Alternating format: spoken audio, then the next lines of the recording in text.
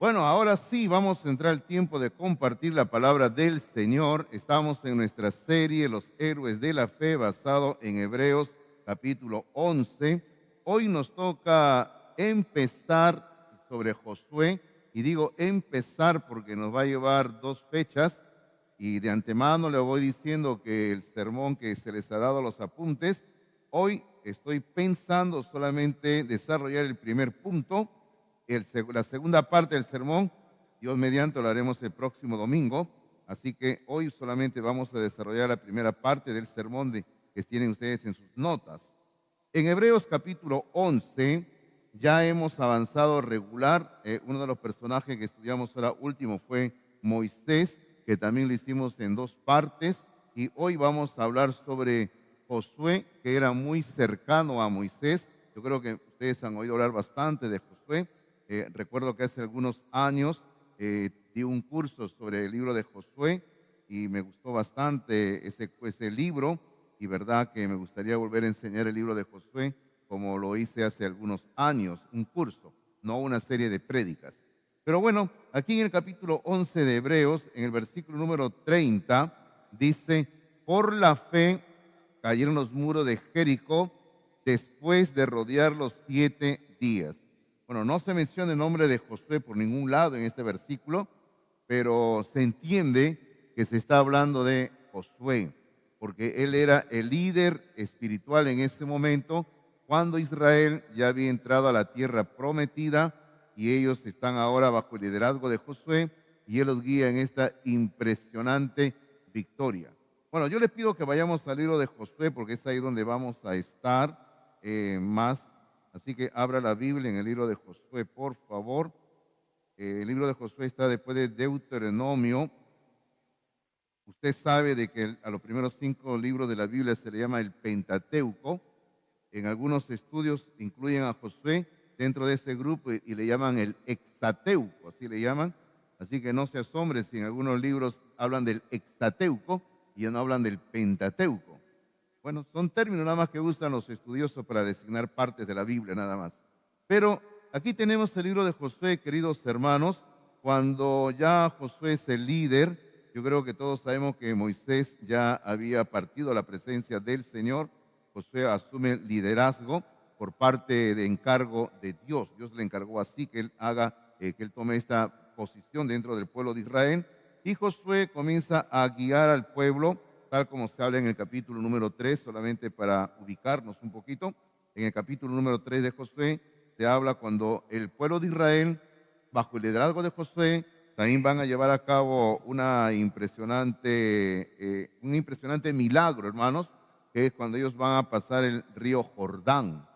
Bueno, quizás algunos dirán no fue tan impresionante como lo de cruzar el Mar Rojo. Es cierto, ¿no? Un mar mucho más grande, pero el río Jordán también era impresionante, por si acaso. No es como lo que nosotros pensamos aquí, el río Chillón o el río Rímac, por si acaso, ¿ya? Que ustedes saben, los que vienen de la parte del oriente de nuestro país, que yo he escuchado cuando ellos vienen y ven estos ríos, dicen, esto es una cocha, dicen. Así dicen, sí, una cocha, dicen, ¿no? Una cocha. ¿Y qué es una cocha? Es lo que nosotros llamamos acá una sequía.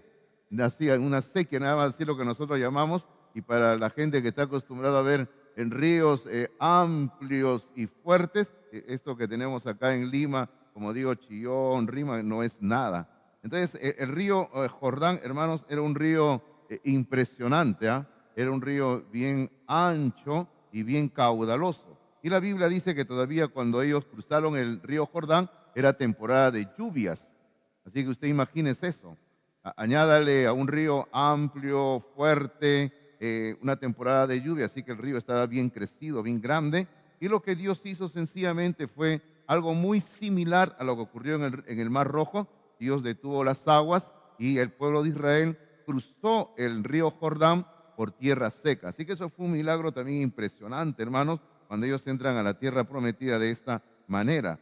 Bueno, y luego llega, hermanos, y permítame saltearme el capítulo 6 de Josué, solamente estamos mirando algunos títulos nada más. Y en el capítulo 6 va a ocurrir la impresionante victoria del pueblo de Israel sobre una ciudad que, como dice en el 6.1 dice, Jericó estaba cerrada, bien cerrada, dice, a causa de los hijos de Israel, nadie entraba ni salía. Hermanos, cerrada, bien cerrada, quiere decir que era una ciudad que tenía muros inexpugnables, o sea, tenía murallas altas, anchas, sus puertas eran gruesas y estaba bien preparada para una batalla. Y eso es lo que quiere decir cerrada, bien cerrada. Y esto es lo que va a ocurrir en el capítulo 6. Dios le va a dar a Josué las pautas, porque siempre es Dios el que da las pautas. Dios le dice cómo tienen que hacer para que esa ciudad, que tenía muros muy altos, muy anchos, puertas bien fuertes, y también dicho sea de paso un gran ejército, esa ciudad de Jericó pueda venirse abajo. Yo creo que todos conocemos la historia, ¿verdad? La historia es que ellos comienzan a dar vueltas con las trompetas, luego tocan las trompetas al séptimo día, y lo que sucede es que los muros se vienen abajo, ¿no? Eso fue por obra de Dios, queridos hermanos. Eso no fue por obra que, como yo estaba justo esta semana, estaba viendo un documental en la televisión y ciertos fulanos estaban explicando de que la ciudad, los muros se habían caído a causa de el sonido de las trompetas, dice, las vibraciones de las trompetas, los gritos de Israel, los gritos, y luego se pusieron a saltar, dice, y todo eso fue que llevaron a que los muros se cayeran. Ridículo, ¿verdad? Honestamente ridículo, solamente una forma de que es imposible de explicar un gran milagro obrado por Dios.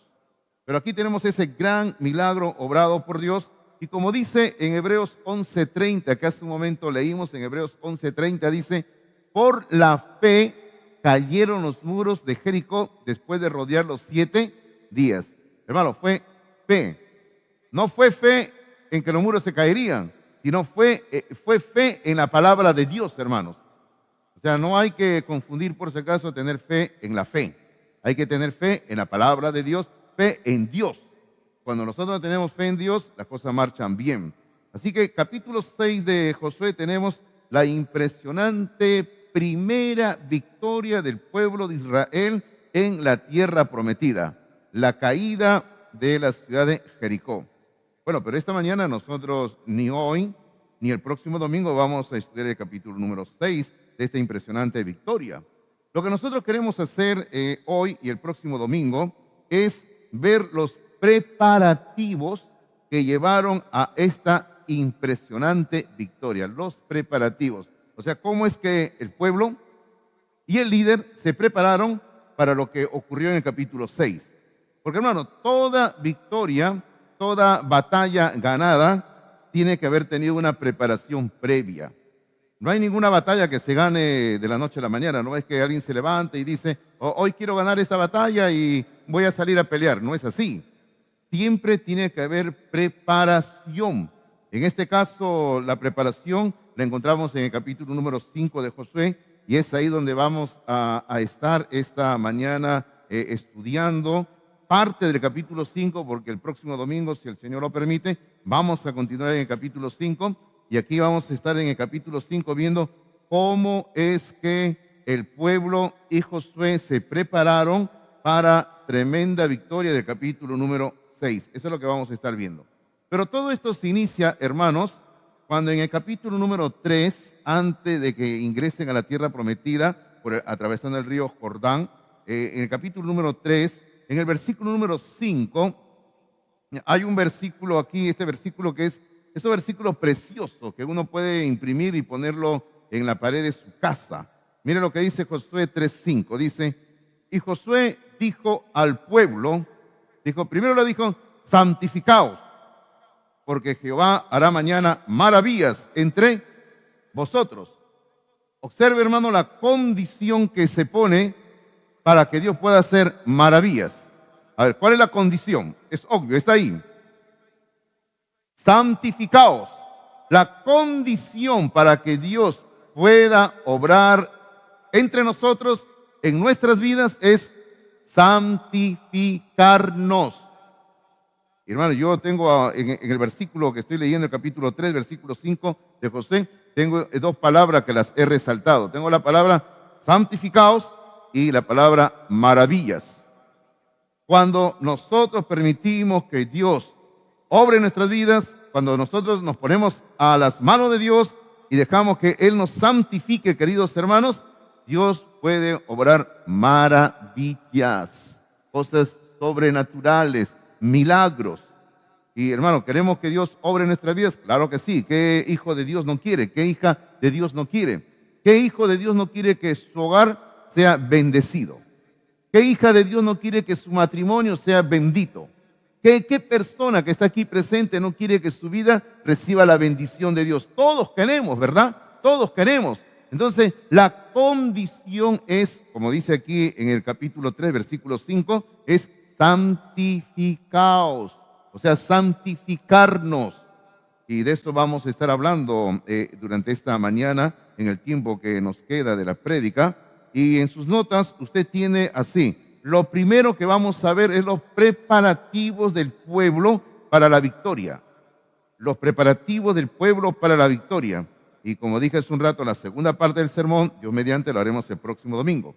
Y hermano, lo que tenemos aquí en el capítulo 5, del versículo número 1 hasta el versículo número 9, tenemos el relato de cómo es que el pueblo de Israel comienzan a prepararse para la victoria. Y ellos aquí, del capítulo 5, del versículo 1 al 9, ellos van a tener, lo primero que van a hacer es, y yo digo, hay tres condiciones en este capítulo 5 que el pueblo tuvo que cumplir para tener la bendición de Dios en su vida.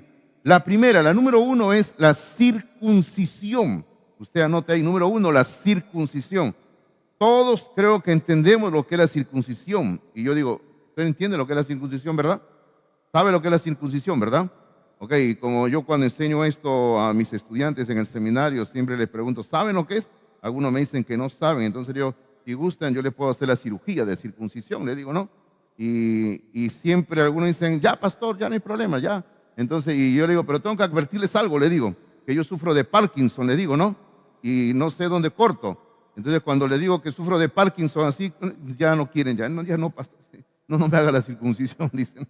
Pero todos entendemos. Pero dicho sea de paso, hermanos, hay que corregir de que lo que hoy en día se habla como médicamente circuncisión, no es la circuncisión bíblica, por si acaso. La circuncisión bíblica es el corte y el retiro total del glande que cubre el miembro del varón. O sea, esa es la circuncisión. Todo ese glande que cubre el miembro del varón se cortaba y era retirado. No es como lo que hoy en día se hace cuando un niño recién nace, donde los médicos le hacen, digamos, vamos a decir que corren así el glande todo hacia abajo, ¿no? Del bebé. Eso no es la circuncisión bíblica. Así que tenemos que corregir, ¿verdad? La circuncisión bíblica sencillamente es el corte, el retiro del glande, sacarlo, desechar. O sea, sacar algo, desechar. Eso es la circuncisión bíblica, ¿no? Lo que nosotros tenemos aquí ante nosotros. Entonces, aquí en el capítulo 5 vamos a leer, en el versículo número 1, hermanos, se nos habla de que el temor había caído sobre todos los pueblos cananeos. Y entre paréntesis, los que tienen su Biblia MacArthur, tienen ahí una bonita lista ahí a pie de página, un cuadro tienen donde sale el nombre de todos los pueblos que estaban en Canaán y sale una pequeña definición de qué era cada uno de esos pueblos. Bonita nota, tienen ahí los de que tienen su Biblia MacArthur esta mañana en sus manos. Entonces, en el versículo 1 dice así, la palabra del Señor dice de esta manera: cuando todos los reyes de los amorreos que estaban al otro lado del Jordán, al occidente, y todos los reyes de los cananeos que estaban cerca del mar oyeron cómo Jehová había secado las aguas del Jordán delante de los hijos de Israel hasta que hubieron pasado, desfalleció su corazón y no hubo más aliento en ellos delante de los hijos de Israel. Sencillamente, según el versículo 1, ya todos los cananeos, los pueblos que estaban ahí, al oír lo que había sucedido, primero habían oído tiempo atrás lo que había ocurrido en el Mar Rojo, hacía 40 años atrás. Ahora están volviendo a oír que el río Jordán se había abierto y habían pasado. Entonces, como dice aquí la palabra del Señor, desfalleció el corazón de todos ellos. O sea, tenían miedo, estaban con temor ante lo que estaba ocurriendo, porque venía un pueblo con un Dios poderoso.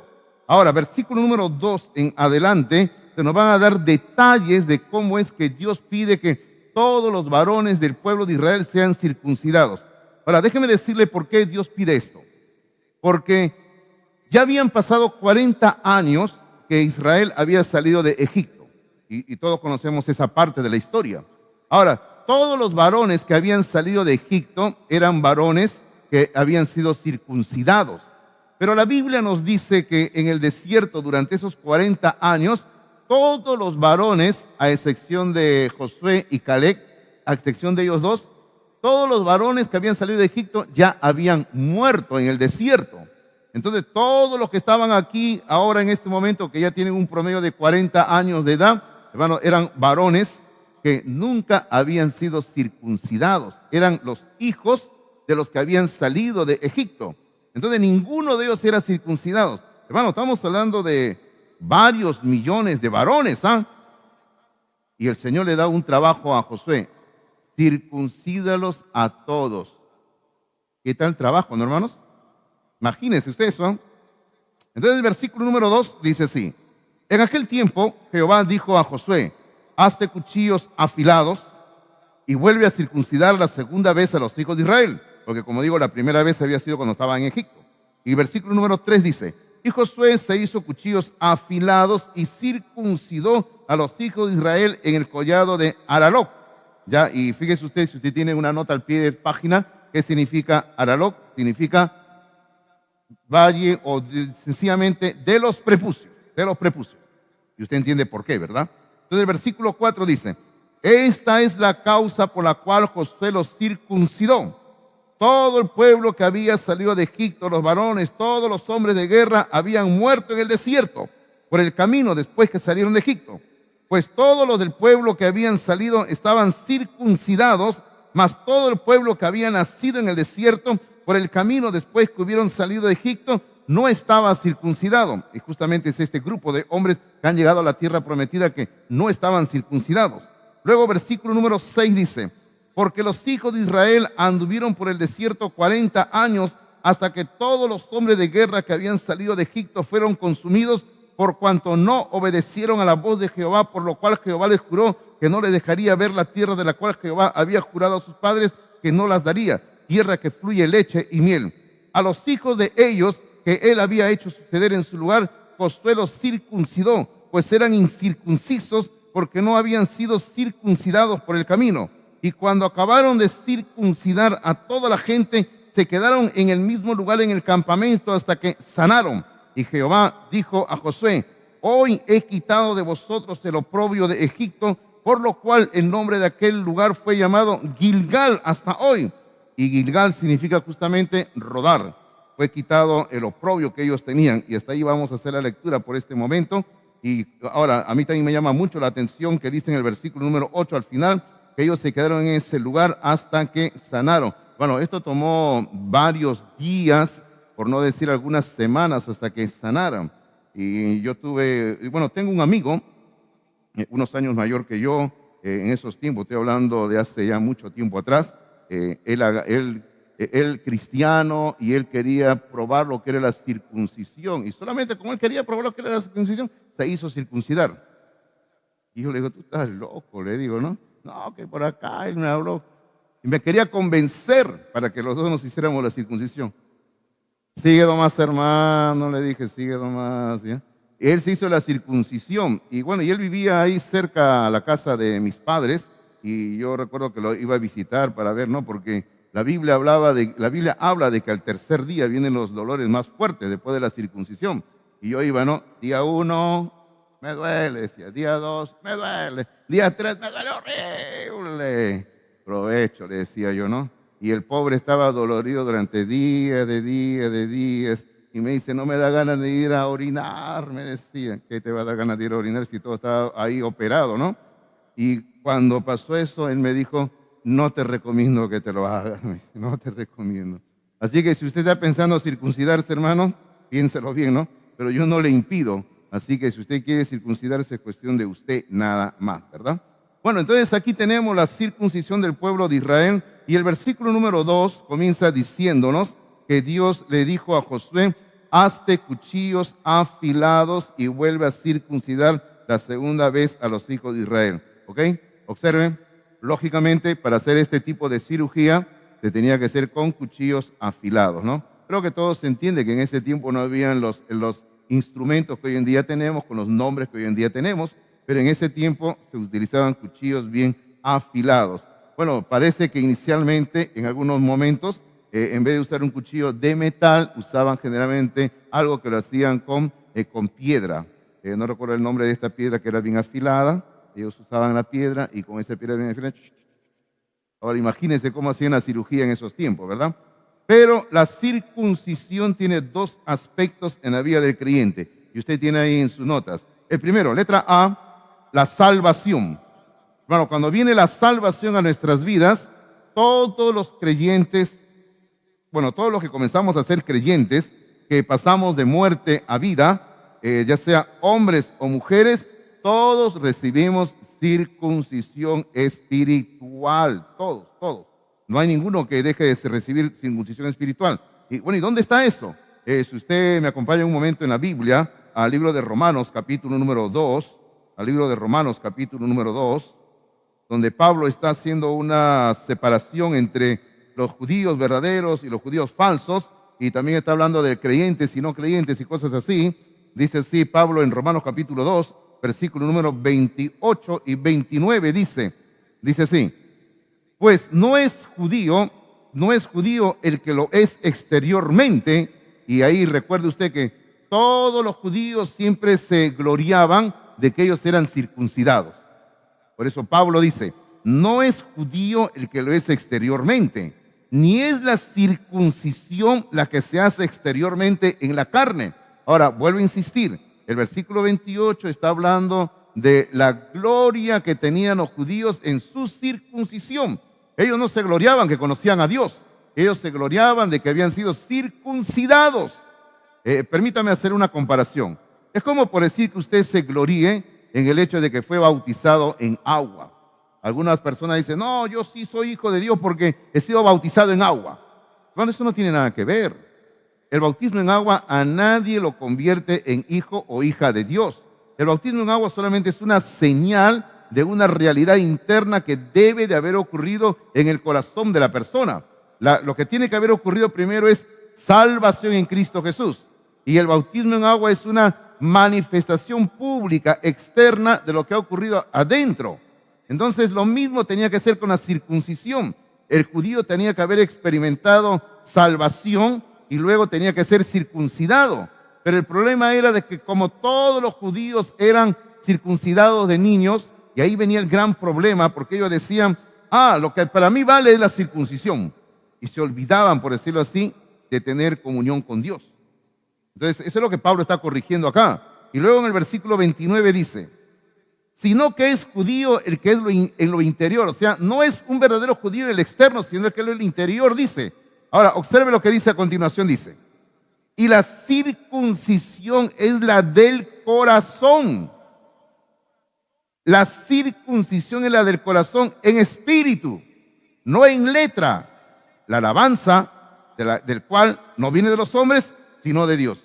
O sea, ¿tú quieres recibir una alabanza verdadera? Claro, yo quiero ser alabado, reconocido por mi fe. Entonces tienes que ser circuncidado, como dice Pablo en este versículo 29, circuncisión del corazón en espíritu. Hermanos, vuelvo a insistir en esto.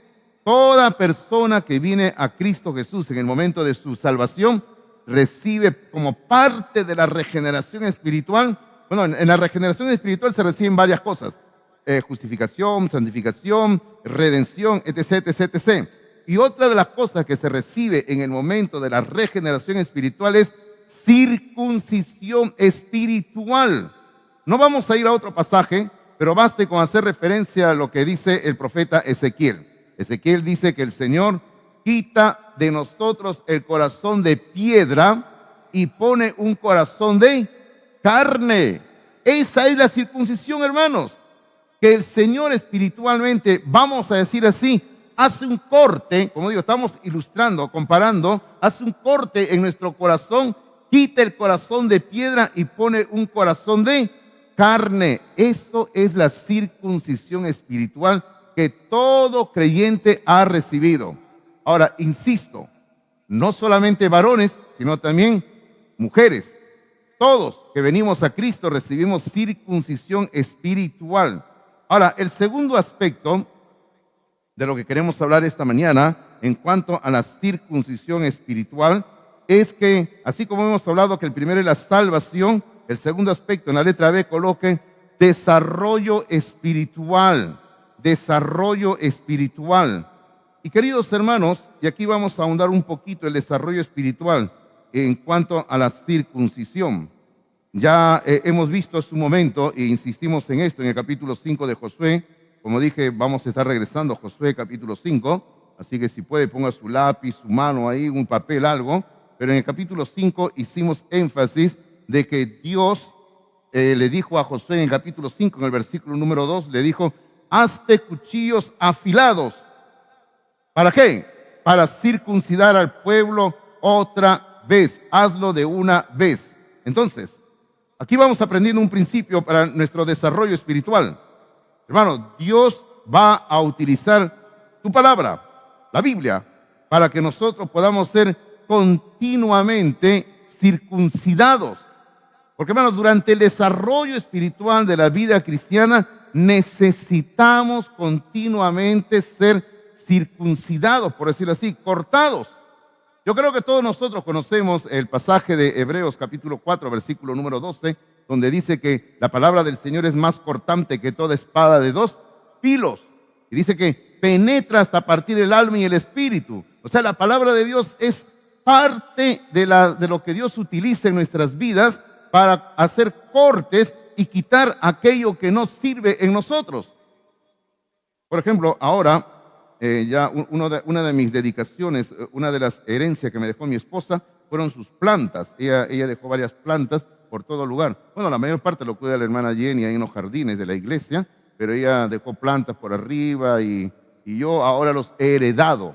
Entonces yo tengo la herencia de andarlo cuidando, andar limpiando. Y yo siempre tengo que andar ahí sacándole las ramitas que están mal, a esto, sacudirle, echarles agua. Tengo que andar con un aparato para lavar las hojas. Pero tengo que sacarle, hermanos, porque mayormente son varias plantas ella dejó de helechos. Entonces yo tengo que andar arrancando ramas que no sirven, que yo veo que ya se están secando y que yo sé que ya no van a dar más hojitas verdes. Entonces estas consumiéndole vida, nutrientes a la planta. Entonces tengo que andar cortando y sacando. Ahora, es exactamente lo mismo que Dios hace en nuestras vidas, usando su palabra. Dios corta en nuestras vidas cada día, cuando nosotros lo permitimos, todo aquello que nos sirve. Bueno, porque hay muchas cosas que nos sirven en nuestras vidas y tienen que ser desechadas. Por ejemplo, dígame, ¿cuántas cosas en su casa no sirven? Oh, hermanos. Bueno, acá está presente una de mis hijas nada más. Pero yo creo que en cada casa hay multitud de cosas que no sirven, ¿no? Yo siempre le digo a mis hijas, nunca termino de limpiar esta casa. Y cada vez que digo eso me dicen igualito que mi mamá. Ya hablas igualito que mi mamá. Todo el tiempo ando botando papeles, cosas y todo. ¿De dónde sacan, dónde meten tantas cosas a esta casa? Digo, no. El otro día alguien me preguntaba, pastor, ¿y disfrutó sus días de Semana Santa? Sí, le dije, el día jueves y el día viernes me la pasé todo el día haciendo limpieza de mi casa y he sacado bolsas y bolsas de basura, le digo. Ese fue mi feriado, hermano, que pasé jueves y viernes de Semana Santa, limpiando mi casa. Hermano, todos los días, así como limpiamos nuestras casas, bueno, supongo que todos los días lo limpia, ¿no? Tenemos que dejar que el Señor quite de nuestras vidas todo aquello que no sirve. ¿Y cuál es la herramienta que Dios utiliza para que Él pueda quitar de nuestra vida todo aquello que nos sirve? Su palabra, la Biblia. A esto también Pablo, que yo creo que es Pablo el que escribió Hebreos, en el capítulo 12 de Hebreos, en el versículo número 1, escúcheme nada más lo que dice ahí, por favor, Pablo dice, por tanto nosotros también teniendo en derredor nuestro tan grande nube de testigos, y luego Pablo dice, despojémonos de todo peso y del pecado que nos asedia y corramos con paciencia la carrera que tenemos por delante. ¿Qué quiere decir esto? Que estamos en una carrera diaria Y para poder correr la carrera que tenemos por delante, la palabra del Señor dice, despojémonos de todo peso, de todo lo que nos sirve y del pecado que nos asedia. Bueno, para eso tenemos que someternos a la autoridad de la palabra de Dios. Para eso tenemos que dejar que Dios obre en nuestras vidas. Hermano, Dios va a obrar en nuestras vidas de tal manera que Él va a quitar todo lo que nos sirve. Cuando hemos leído hace un momento en Josué capítulo 5, en el versículo número 9, hay una frase muy interesante que yo quiero llevarles a ver en el Nuevo Testamento, pero en Josué capítulo número 5, versículo 9, dice así, y Jehová dijo a Josué, dijo, hoy he quitado de vosotros el oprobio de Egipto. Observe lo que dice, ¿eh? Ya habían sido circuncidados los varones, ya se les había quitado lo que tenía que quitárseles en la cirugía que se les había hecho.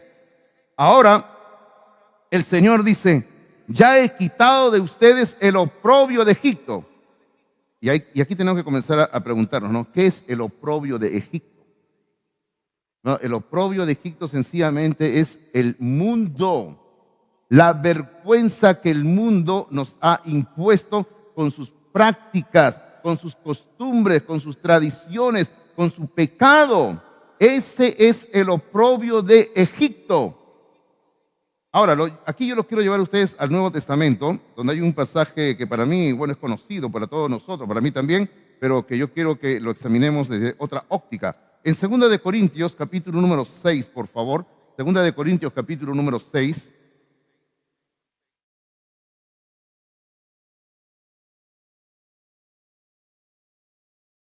En 2 de Corintios, capítulo número 6, del versículo número 14 hasta el 7.1. Ahora, observe usted que el 7.1 lógicamente ya es otro capítulo, pero que en nuestra Biblia se está como si fuera una sección, y es realmente una sección, sino que los traductores de la Biblia lo dividieron, el versículo 7 lo mandaron a otro capítulo. Pero ese 7.1 es parte de esta sección que comienza en el 6.14. Ahora, esta sección del 6.14 hasta el 7.1, yo la he dividido en 4 partes para que podamos entendernos. Primero, una primera parte del versículo 14 es lo que yo llamo el mandamiento. ¿Cuál es el mandamiento para el creyente hoy en día, el creyente de la era de la iglesia? En el 6.14 dice, no os unáis en yugo desigual con los incrédulos. Ese es el mandamiento.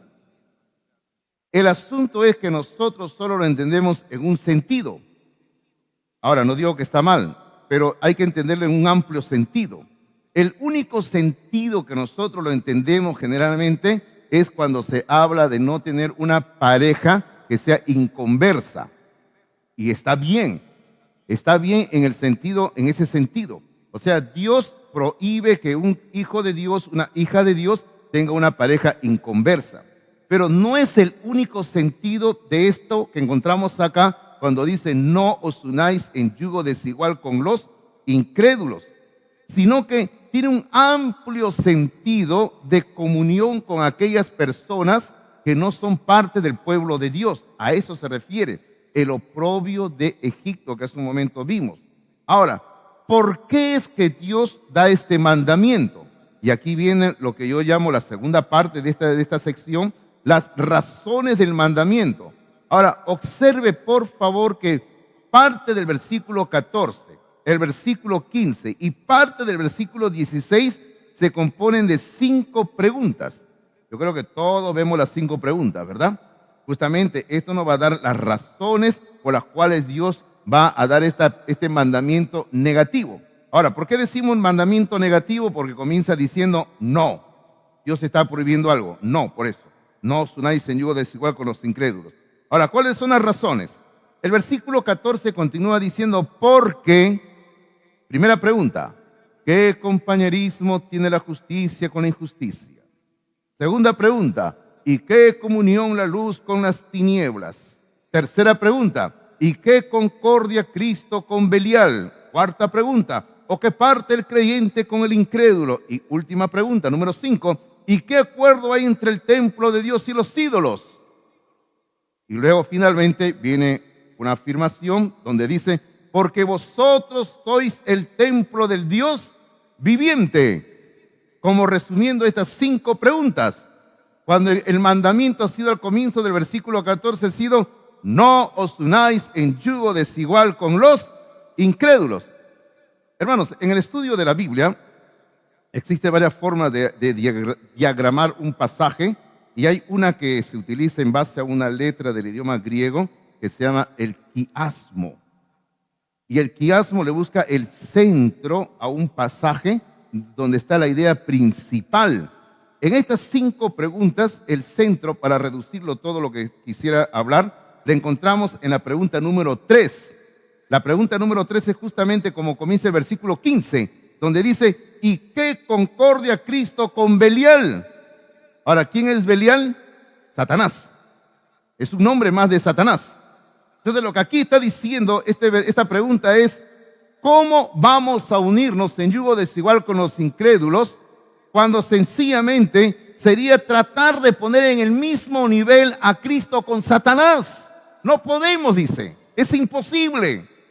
Lo que está diciendo aquí la palabra de Dios en las razones de este mandamiento es que el creyente no debe, no digo que no puede, porque de poder puede hacerlo, porque uno puede hasta matar, pero no debe de meterse, no debe de iniciar una relación que lleve a una unión conyugal con una persona inconversa.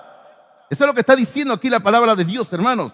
No debemos de iniciar relaciones que nos lleven a la larga a compromisos donde vamos a poner en el mismo plano, en el mismo nivel, como dice la pregunta del versículo 15, a Cristo con Belial, a Cristo con Satanás.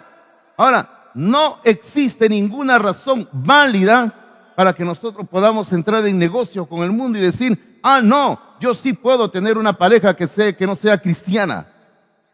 No existe ninguna razón.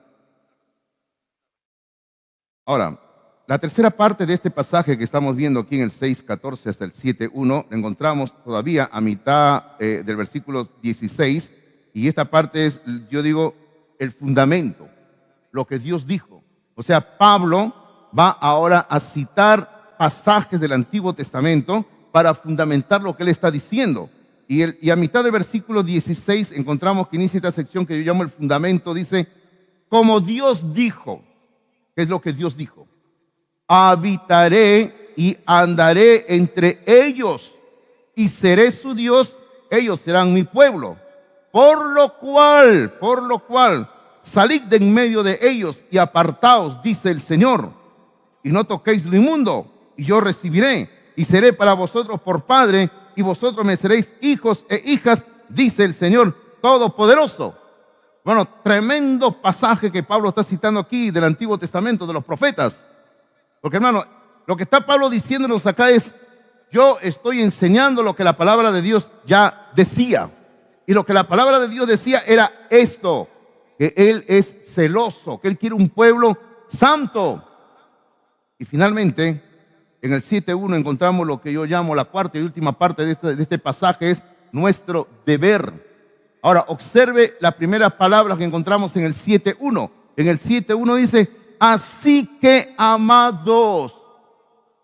Bueno, cuando la palabra de Dios, y en el idioma griego sobre todo ocurre eso, cuando va a resumir una sección, o sea, algo que se ha estado tratando, y lo va a resumir como diciendo en conclusión, finalmente, es esto. Así que dice, así que hermanos, dice, o amados, perdón, dice, así que amados, puesto que tenemos tales promesas. ¿Qué promesas?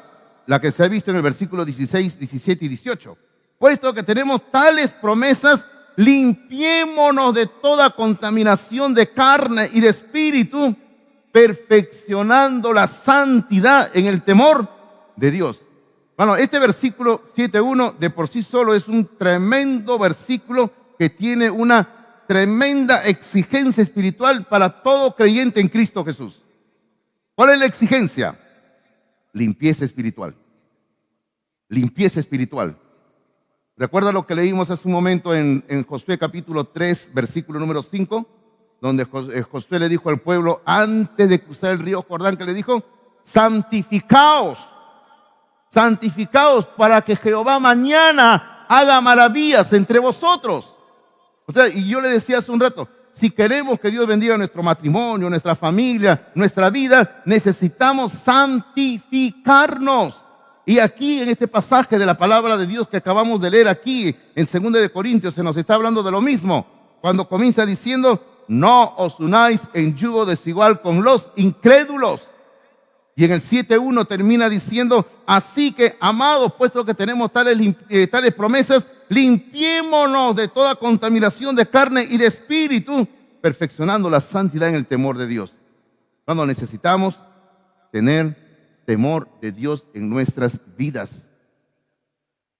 Hay un pensamiento ahí en sus notas, que está incompleto, lógicamente, para que usted rellene lo que falta. Dice así, solo un pueblo santo es un pueblo victorioso. Solo un pueblo santo es un pueblo victorioso. Permítame repetir algo que yo estuve diciendo y solamente lo repito porque quiero hacer énfasis. No vaya a pensar que ya he caído en un estado senil que no sé lo que digo, ¿no? Por si acaso, ¿ya? No vaya usted a decir, el pastor ya tiene tantas canas que ya está repitiendo sin saber lo que dice. No, no. Aún no llego a ese nivel de Super Saiyajin todavía, ¿ya? Cuando llegue se los diré y les diré lo que tienen que hacer. Mi hija sabe lo que tiene que hacer, ¿no, hija? Cuando llegue, mi hija sabe, ya le he dicho a mi hija lo que tienen que hacer cuando llegue a ese nivel ya. Así que ya sé. Ahora, lo que quiero repetir es esto, que la circuncisión espiritual para un desarrollo en la vida del creyente, solo se logra cuando usted como persona permite que la palabra de Dios obre en su vida. Ojo, hermano, con lo que estoy diciendo, cuando usted permite que la palabra de Dios obre en su vida. Es que lo que ocurre es que Dios nunca va a obrar en la vida de una persona y que esa persona no está dispuesta a que Dios obre en su vida. Para que usted me entienda, ya hemos dicho que la herramienta que Dios utiliza para obrar en la vida del creyente es la Biblia, la palabra de Dios, que es más cortante que toda espada de dos filos, así como José utilizó cuchillos bien afilados para circuncidar al pueblo. Ya hemos dicho que es la palabra de Dios lo que Dios va a utilizar. Ahora, ¿qué ocurre si el creyente, digamos, si usted quiere que Dios obre en su vida, pero qué ocurre si usted no tiene tiempo pasando con la palabra de Dios todos los días? Dios no puede obrar. Dios no puede obrar. Hay algo que yo he dicho aquí en la iglesia varias veces y lo sigo diciendo. Algunos me dicen, pero pastor, no tengo ganas a veces de leer la Biblia. Y yo le digo, y yo tampoco le digo. Es verdad, hermanos, hay que ser honestos, ¿sí o no? Hay que ser honestos, hermanos. Yo creo que aquí no estamos dentro de un grupo de seres angelicales que no pecan. Porque, hermano, todos tenemos cansancio, todos tenemos dificultades, todos tenemos cargas cada día en la vida. ¿Es así o no? Todos la tenemos.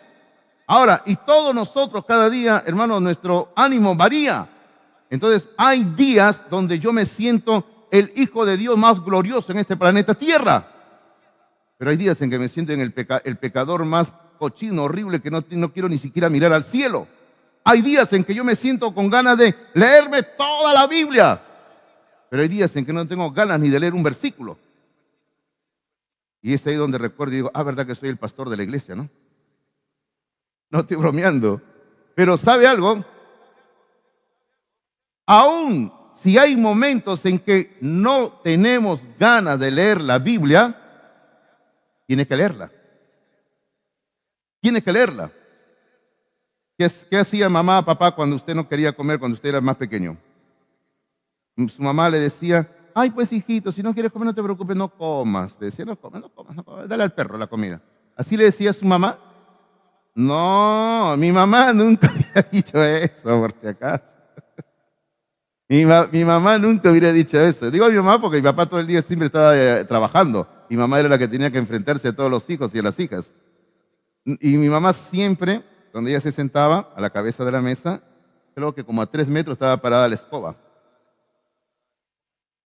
Ya, entonces si alguien le decía, mamá, por decir, ¿no? ¿Por qué has hecho locro? No nos gusta el locro, no voy a comer. Y mamá miraba la escoba. Y ya nosotros entendíamos el mensaje subliminal. Pero hoy en día no, pues, hoy en día si el hijito no quiere, la mamá llama y le pide que tráigale un cuarto de pollo de libre para mi hijito, ¿no? Por favor, parte pierna, todavía parte pierna, ¿ya? Porque mi hijito no quiere comer lo que yo he preparado en la casa.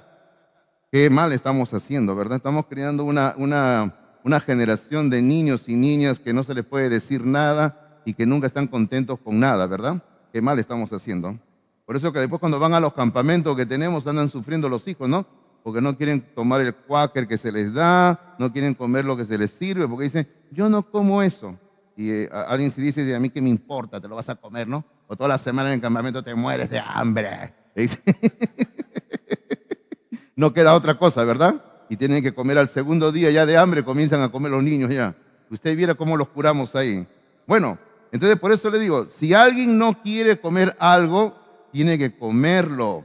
Si usted no quiere leer la Biblia, tiene que leerla. Tiene que leerla y tiene que leerla para que usted pueda tener comunión con Dios todos los días. Ahora, yo no le voy a decir a usted que tiene que leer 10 capítulos, 20 capítulos, no le voy a decir. Solamente le digo, tiene que leer la palabra de Dios para permitir que Dios obre en su vida y Dios pueda quitar de nuestra vida todo aquello que no sirve en nuestra vida espiritual. Porque recuerde usted que, insisto otra vez, que en Hebreos 4:12 dice que la palabra de Dios es más cortante que toda espada de dos filos y penetra, dice, hasta partir el alma y el espíritu, las coyunturas y los tuétanos, y discierne los pensamientos y las intenciones del corazón. Así dice la palabra de Dios en Hebreos 4:12. Así que sumérjase en la palabra, métase en la palabra. Fíjese usted que solamente he hecho una partecita del sermón nada más, ¿eh? Pero mire usted, yo quiero terminar esta mañana, pues ya tengo que terminar, haciéndole recordar algo que ocurrió cuando Cristo llevó a cabo lo que nosotros llamamos la última cena, la cena del Señor.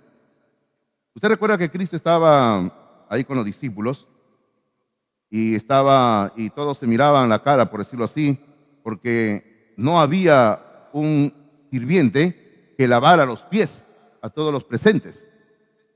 Porque en aquellas épocas era forzoso que todos los que entraban a un aposento, a una casa, tenían que previamente lavarle los pies. Porque ellos usaban en aquel entonces sandalias de tiras nada más, o a veces ni sandalias usaban ellos, y andaban por las calles, y las calles, hermano, en la calle ellos tiraban todo lo que tenían, el agua que usaban, todo lo tiraban a la calle. Ahora imagínense cómo estaban esas calles llenas de barro, suciedad y todo, ¿no? Una señora lavaba sus frutas, sus verduras en su casa, tiraba toda la calle, por decir, ¿no? Y todo lo que a usted se le viene a la mente, todo lo tiraban a la calle. Todo lo tiraban. Entonces, por ahí caminaban los caballos, los burros, los asnos, la gente. Ahora imagínense cómo está esa calle, la tierra, el barro que había, todo era apestoso. Entonces, cuando las personas llegaban a una casa, antes de entrar, tenía que haber un esclavo que le lavara los pies. Pero usted sabe que cuando ellos llegaron para la última cena, no había ni un esclavo. Usted sabe la historia. El maestro hizo lo que ninguno quería hacer. Él comenzó a lavar los pies de cada uno de ellos. Él comenzó a lavarle los pies, comenzó a secar los pies de cada uno y él se humilló hasta lo más bajo que podía humillarse una persona. Ahora, siendo Dios, mira hasta dónde llegó él. A hacer algo que nadie quería hacer. Pero cuando Cristo está lavando los pies de los discípulos, llega donde Pedro, y con Pedro se hace un diálogo interesante, porque Pedro tratando de mostrar humildad, porque Pedro era experto en eso, tratar de mostrar humildad, él dice, no, Señor, no me lave los pies, por si acaso, no, yo no quiero que me lave los pies, tú no. Ya, y Pedro tratando de decir que el Señor, no, Señor, no, tú no, déjalo. Entonces Jesús le dijo, y ahí permítame leer lo que Cristo dijo. Jesús le dijo así: el que está lavado no necesita sino lavarse los pies, pues está todo limpio. Y vosotros limpios estáis, aunque no todos. ¿Por qué le dijo eso? Porque Pedro le había dicho, no, Señor, yo ya estoy lavado, yo ya no necesito que me laves, no lo hagas. Pero Cristo les dice así: el que está lavado no necesita sino lavarse los pies, pues está todo limpio. Y vosotros limpios estáis, aunque no todos. Empecemos como el cangrejo yendo de atrás hacia adelante. ¿Por qué le dijo Cristo a Pedro: vosotros limpios estáis, aunque no todos? Porque entre ellos estaba Judas. Eso se refería a Judas.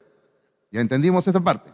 Ahora, la primera parte de lo que Cristo le dice a Pedro es: el que está lavado, o sea, el que ya está limpio, ya todo el que ya está limpio, ojo, el que ya está limpio, el que ya fue, digámoslo así, lo que Cristo está diciendo aquí, el que ya fue limpiado con la sangre, el que ya está todo limpio, dice, el que está lavado, o sea, el que está totalmente lavado, lo único que necesita, dice, no necesita sino lavarse los pies, pues todo está limpio. O sea, lo que está diciendo Cristo es: ya eres creyente, Pedro, ya te limpié totalmente, ya eres lavado totalmente, pero lo que yo necesito es lavarte todos los días los pies. Los pies. Hermano, no está hablando de los pies físicos, está hablando de algo espiritual. Que si bien ya tenemos la salvación en Cristo Jesús, o sea, ya hemos sido circuncidados, en nuestro corazón ya se quitó el corazón de piedra y se puso un corazón de carne. Lo que ahora necesitamos es todos los días ser limpiados por el Señor. Lo que yo le decía hace un rato, como quitar las ramitas secas de las plantas, o sacar la basura que todos los días se acumula en la casa, botarla. O sea, necesitamos limpieza espiritual todos los días, porque todos los días vamos caminando por esta tierra. Y así como caminaban los apóstoles, nos ensuciamos con el pecado de este mundo, hermanos. Y todos los días necesitamos limpieza, limpieza, limpieza. Si queremos realmente encontrar la bendición de Dios en nuestras vidas. Yo le animo, hermano, para que hagamos lo que Josué dice en el capítulo 3, versículo 5, donde dice: santificaos, porque Jehová hará mañana maravillas entre vosotros. Y lo primerito que hemos visto en este mensaje es eso. Ni siquiera hemos visto la mitad del mensaje. Dios nos permite el próximo domingo continuar, hermanos, con este estudio que estamos haciendo. Y Dios permita que esta palabra que ha sido predicada pueda obrar en nuestras vidas. ¿Qué le parece si oramos en este momento, por favor? Le invito a inclinar cabeza, le invito a cerrar los ojos. Le invito a que podamos llegar por un momento a la presencia de Dios en oración. Podamos orar. Padre Celestial, en esta mañana nos sentimos tan felices, tan contentos de haber abierto la Biblia, Señor. Padre, nos sentimos dichosos, privilegiados de ser un pueblo que te tiene a ti como su Dios. Y Padre, nos sentimos tan felices de que en las manos podemos tener este libro santo, que es un libro que nos guía, que nos reprende, que nos enseña, que nos ilumina. Y gracias, Padre, porque este libro bendito es como una espada de dos filos que corta de nuestras vidas todo aquello que nos sirve. Como tú mismo lo dijiste cuando hablaste de la vid verdadera, de que hay que cortar, hay que sacar, Señor, y eso es lo que tú haces en nuestras vidas. Oh Padre, te pido por aquellos que aún no son salvos, salvas, que puedan venir a los pies de Cristo Jesús. Pero también te pido por aquellos que ya somos parte del pueblo de Dios, que podamos, Señor, tener una comunión diaria con tu palabra, para que tu palabra pueda obrar en nosotros, cortando todo aquello que nos sirve. Gracias te damos. Pedimos tu bendición en las vidas de nosotros. Pedimos bendición en lo que resta de esta reunión, Señor. Y pedimos bendición para cada día de esta semana, Señor. Oramos en este momento en el nombre de Jesucristo. Amén, Señor. Amén.